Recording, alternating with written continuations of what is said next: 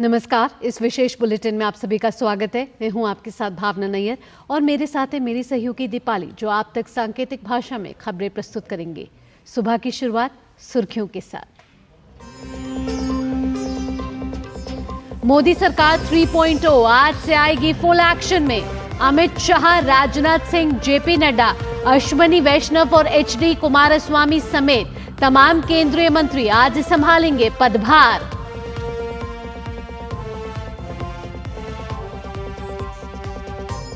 उड़ीसा में आज केंद्रीय पर्यवेक्षक राजनाथ सिंह और भूपेंद्र यादव की मौजूदगी में होगी भाजपा विधायक दल की बैठक। नए मुख्यमंत्री के नाम पर लगेगी मोहर।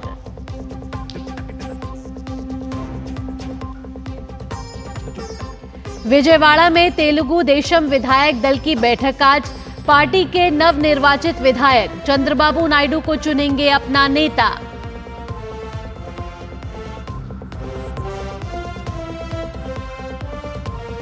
सुप्रीम कोर्ट में पेपर लीक को लेकर नीट यूजी 2024 परीक्षा रद्द करने की मांग वाली याचिका पर आज करेगा सुनवाई।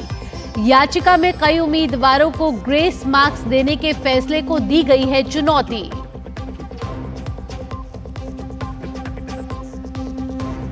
गर्मी में झुलस रहा है उत्तर और पूर्वी भारत। मौसम विभाग ने कहा अगले कुछ दिन तक जारी रहेगी हीट वेव। वहीं महाराष्ट्र और गोवा में भारी बारिश जारी रहने का अनुमान। और अंतर्राष्ट्रीय खबरों में संयुक्त राष्ट्र सुरक्षा परिषद में गजा में युद्ध विराम और बंधकों की रिहाई पर प्रस्ताव पारित। हमास ने प्रस्ताव का किया स्वागत, सहयोग पर हुआ राजी।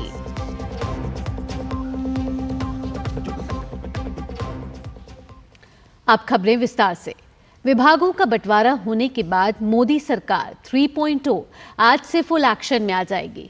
अमित शाह, राजनाथ सिंह, जेपी नड्डा, अश्वनी वैष्णव और एचडी कुमारस्वामी समेत तमाम केंद्रीय मंत्री आज अपने अपने मंत्रालयों का पदभार संभाल लेंगे। नई सरकार में अमित शाह को फिर से गृह मंत्री, राजनाथ सिंह को रक्षा मंत्री, नितिन गडकरी को सड़क परिवहन मंत्री बनाया गया है। भाजपा अध्यक्ष जेपी नड्डा को स्वास्थ्य एवं परिवार कल्याण मंत्रालय और रसायन और उर्वरक मंत्रालय दिया गया है। वहीं शिवराज सिंह को कृषि मंत्रालय का जिम्मा दिया गया है। निर्मला सीतारमण के पास वित्त मंत्रालय और डॉक्टर एस जयशंकर के पास विदेश मंत्रालय बना रहेगा। हरियाणा के पूर्व मुख्यमंत्री मनोहर लाल को ऊर्जा और शहरी विकास मंत्रालय मिला है। एचडी कुमारस्वामी को भारी उद्योग और स्टील, पीयूष गोयल को वाणिज्य और उद्योग, धर्मेंद्र प्रधान को शिक्षा और जितिन राम मांझी को एमएसएमई मंत्रालय मिला है। अश्वनी वैष्णव को रेलवे, आईटी और सूचना प्रसारण मंत्रालय का प्रभार मिला है। नई सरकार में 30 केंद्रीय मंत्री, 5 राज्य मंत्री स्वतंत्र प्रभार और 36 राज्य मंत्री बनाए गए हैं। अधिकांश मंत्री आज ही अपने अपने मंत्रालयों का पदभार संभाल लेंगे। उड़ीसा में करीब 2.5 दशक बाद सरकार बदली है। अब यहां बीजू जनता दल की नहीं बल्कि बीजेपी की सरकार बन रही है। लेकिन मुख्यमंत्री कौन बनेगा, इस पर कई तरह के कयास लगाए जा रहे हैं। इन सबके बीच बीजेपी के वरिष्ठ नेता राजनाथ सिंह और भूपेंद्र यादव को उड़ीसा का पर्यवेक्षक नियुक्त किया गया है, जिनकी मौजूदगी में आज बीजेपी विधायक दल की बैठक होगी, जिसमें मुख्यमंत्री का चेहरा चुन लिया जाएगा। पार्टी के नवनिर्वाचित विधायकों में से कुछ दिग्गजों को छोड़कर ज्यादातर नए चेहरे हैं और पहली बार विधानसभा में आ रहे हैं। लिहाजा कैबिनेट में शामिल किए जाने के पैमाने क्या होंगे, ये भी देखना होगा। नई सरकार का शपथ ग्रहण 12 जून यानी कि कल होगा। चुनाव नतीजों की अगर बात करें तो इस बार बीजेपी ने यहां कमाल का प्रदर्शन किया है और 147 में से 78 सीटों पर जीत दर्ज कर बम्पर जीत हासिल की है, जबकि सत्तारूढ़ दल बीजेडी ने 51 सीट पर वे सिमट कर रह गई। आंध्र प्रदेश में भी आज तेलुगु देशम के विधायक दल की बैठक होगी, जिसमें पार्टी प्रमुख चंद्रबाबू नायडू को नेता चुना जाएगा।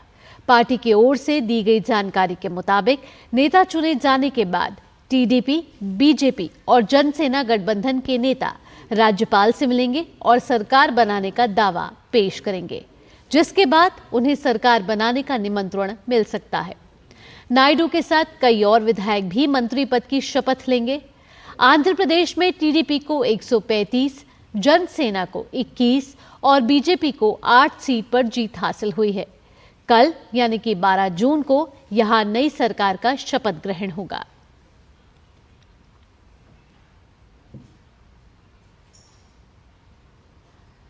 ओडिशा में कांग्रेस पार्टी के खराब प्रदर्शन का जिम्मा उठाते हुए भक्त चरण दास ने अपने पद से इस्तीफा दे दिया है। चुनाव से पहले उन्हें कांग्रेस अभियान समिति का अध्यक्ष पद की जिम्मेदारी मिली थी, लेकिन लोकसभा और विधानसभा दोनों ही चुनाव में पार्टी अच्छा परिणाम नहीं ला सकी, जिसका उन्होंने नैतिक जिम्मेदारी ली और अध्यक्ष पद से इस्तीफा दे दिया। 2019 के विधानसभा चुनाव में कांग्रेस को 9 सीट पर जीत हासिल हुई थी, जबकि इस बार 14 सीट पर ही हाथ मजबूत हो पाया। लोकसभा चुनाव में भी कांग्रेस सिर्फ एक ही सीट पर सिमट कर रह गई। नीट यूजी परीक्षा की अनियमितता से जुड़ा मामला सुप्रीम कोर्ट तक पहुंच गया है। परीक्षा को रद्द करने और परीक्षा फिर से करवाने से जुड़ी याचिका पर आज सुनवाई होनी है। इस याचिका में कई उम्मीदवारों को ग्रेस मार्क्स देने के फैसले को भी चुनौती दी गई है। इसके साथ ही सुप्रीम कोर्ट में दायर एक अन्य याचिका में परीक्षा के मनमाने तरीके से दिए गए ग्रेस मार्क्स के निर्णय को भी चुनौती दी गई है। ग्रेस मार्क्स के चलते एक ही सेंटर के 67 छात्रों को परीक्षा में पूरे अंक मिले हैं। याचिकाकर्ताओं ने मामले को एसआईटी जांच की भी गुहार लगाई है। उत्तर पश्चिमी और पूर्वी भारत में भीषण गर्मी की स्थिति बनी हुई है। राजधानी दिल्ली भी इस गर्मी से अछूती नहीं है।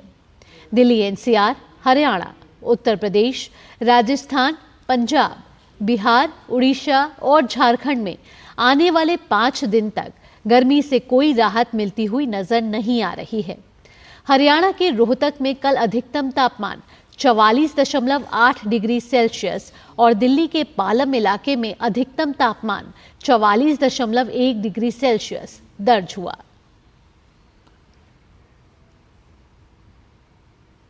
वहीं अगर बात करें मॉनसून की, तो मौसम विभाग के मुताबिक कोंकण के इलाके, गोवा, मध्य महाराष्ट्र और मराठवाड़ा में भारी से बहुत भारी वर्षा जारी रहने की संभावना है।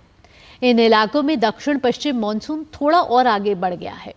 मॉनसून के आगे बढ़ने का असर गुजरात के दक्षिणी हिस्से में दिखाई देना भी शुरू हो चुका है।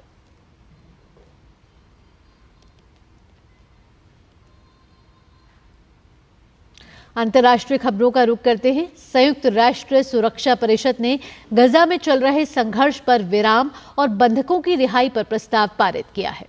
प्रस्ताव को इजरायल ने स्वीकार कर लिया है। वहीं हमास ने भी प्रस्ताव का स्वागत किया है और सहयोग पर राजी हो गया है।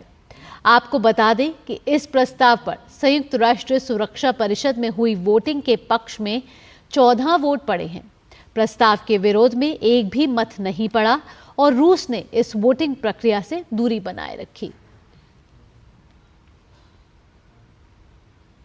मलावी के उपराष्ट्रपति और 9 अन्य लोगों को लेकर जा रहा सैन्य विमान सोमवार को लापता हो गया।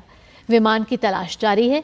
मलावी के राष्ट्रपति लाजरस चकवेरा ने बताया है कि उपराष्ट्रपति साउलोस चिलिमा और अन्य लोगों को लेकर विमान ने राजधानी लिलोंगवे से स्थानीय समय अनुसार सुबह 9:17 पर उड़ान भरी थी। विमान को लगभग 45 मिनट बाद 370 किलोमीटर दूर मुजुजू अंतर्राष्ट्रीय हवाई अड्डे पर उतरना था, लेकिन विमान के रडार से गायब होने के बाद से विमानन अधिकारियों का अब तक विमान से संपर्क नहीं हो सका है। विमान के रडार से गायब हो जाने के बाद से उससे संपर्क करने के सभी प्रयास अब तक विफल रहे हैं। राष्ट्रपति चकवेरा ने तलाशी अभियान का आदेश दिया है और बहामास की अपनी यात्रा रद्द कर दी है।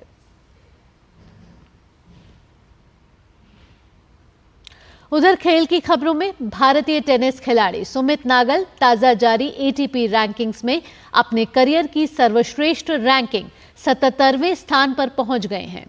सुमित नागल ने स्विट्जरलैंड के अलेक्जेंडर को हराकर एटीपी चैलेंजर प्रतियोगिता जीती थी। इस जीत के बाद सुमित की रैंकिंग में उछाल देखने को मिला। करियर की सर्वश्रेष्ठ रैंकिंग के बाद सुमित नागल की नजर पेरिस ओलंपिक पर है। इसी के साथ इस विशेष बुलेटिन में इतना ही। मुझे और मेरी सहयोगी दीपाली के साथ फिलहाल के लिए डीडी न्यूज की टीम को दीजिए अनुमति। खबरों का सिलसिला यूं ही जारी रहेगा। नमस्कार।